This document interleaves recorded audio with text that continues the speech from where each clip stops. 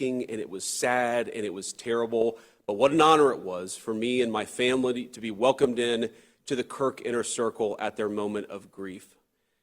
There are a few things that I want to talk about just from that moment. First of all, when I first met Erica, his lovely wife and such an incredibly brave soul, I'm not sure if you saw her remarks after Charlie died. If you haven't, I would encourage you to go and see them, because you see this raw grief and incredible courage all in the same moment, and that's what we need right now. We need to grieve, but we also need this courage in this moment more than we've ever needed it.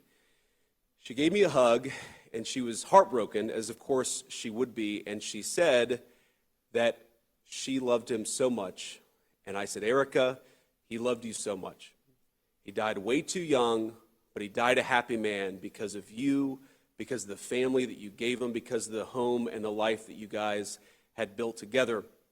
And we sat for about an hour and we talked about Charlie. And, you know, in these moments, you don't know what to say. I'm a person who literally speaks for a living, and I had no idea what to say. And I didn't try to console her, because how can you console a person who just lost a loving husband and father? But we just talked about Charlie. We talked about who he was. We talked about some of our favorite stories. We talked about some of his idiosyncrasies and all the things that made Charlie Kirk who he was. And she said something to me that I will never forget. My wife was there. It was just me and my wife on my side, and then a lot of people from the Turning Point's family, a lot of people from Charlie's family. And she said to me that Charlie never raised his voice, that he never cussed at her, that he was never cross or mean-spirited to her. And look, I'm a husband. I'm proud of being a husband. I think that on the great balance of things that I'm a pretty good husband, but I can never say that I was never unpleasant with my wife. I can never say that I've never raised my voice to my wife. Like most husbands, even the good ones, we're sometimes imperfect. And I took from that moment that I needed to be a better husband and I needed to be a better father.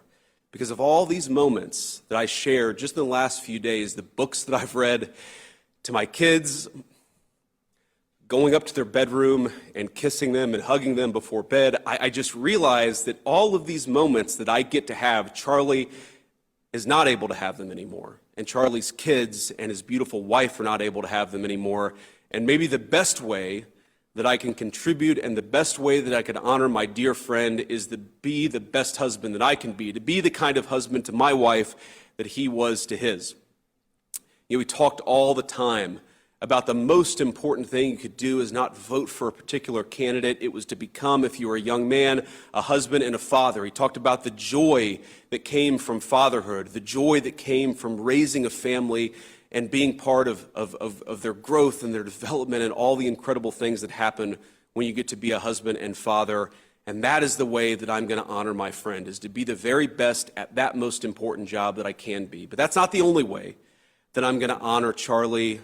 And there's going to be a lot of discussion over the next 2 hours of this radio program about what exactly that looks like. It's important, and Erica asked me this, to make sure that his movement, the movement that Charlie started, has to keep going. We have to build upon it. We have to add to it. We have to make sure that the next generation of young people feels confident and courageous to speak their mind and to speak the truth. We're going to talk about that. We're going to talk about why do we do this. Of course, we do this so that we can enact good public policy and take back our country. We're going to talk with senior officials in the administration about what we're trying to do to honor Charlie's legacy in that way.